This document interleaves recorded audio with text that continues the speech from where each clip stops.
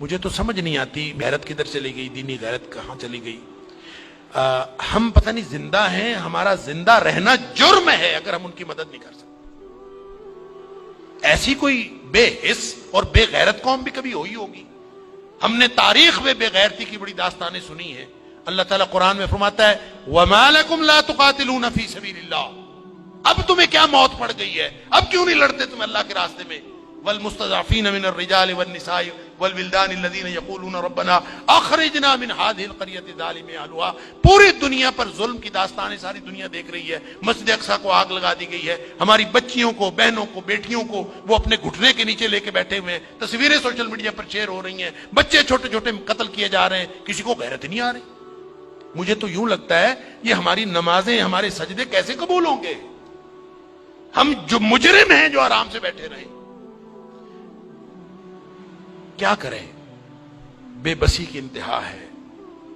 میرا دل یہ کر رہا تھا کہ میں پاکستان کے جو حکمران ہیں، اگر 58 اسلامی ملکوں کے حکمرانوں کو تو ہم کچھ نہیں کہہ سکتے، اپنے ملک کو حکمرانوں کو تو کچھ کہہ سکتے ہیں کہ حکمرانوں اور فوج کے سپہ سالاروں، اگر تم ان کی مدد کر سکتے ہو تو کرو، ذمہ داری تو تمہاری ہے۔ نہیں کر سکتے نا تو ہمیں ایک جہاز میں بھر کے وہاں بھیج دو، کم از کم ہم عزت کی موت ماری جائیں، کم از کم جا کے ہم وہاں پہ ان کے ساتھ شہید ہو جائیں، اللہ کو قیامت کے دن ہم اور نبی کریم صلی اللہ علیہ وسلم کو چہرہ دکھانے کے تو قابل ہوں کہ اللہ ہمیں غیرت تھی، ہمارے اندر کوئی ملی اور دینی غیرت تھی۔ تو دعائیں ہو رہی ہیں، وہ کوئی کہہ رہا ہے کہ اللہ تو کو ابابیل بھیج دے اور ان کی مدد کر دے، کوئی دعائیں کر رہا ہے، کوئی دعائیں کر رہا ہے۔ اس طرح کے لوگوں کی دعائیں اللہ قبول کوئی نہیں کرتا۔ دعاؤں کے لیے بھی غیرت کی ضرورت ہے، آپ پہلے قدم اٹھائیں پھر اللہ سے دعا کریں۔ وہ بیچارے ساری ساری رات وہ لڑتے ہیں ان کے سامنے، دعا تو ان کی ہے، اور اللہ نے یہ آزمائش میں سمجھتا ہوں ان کی نہیں ہے، وہ تو جنتی ہیں، وہ تو انشاءاللہ بخشے ہوئے ہیں۔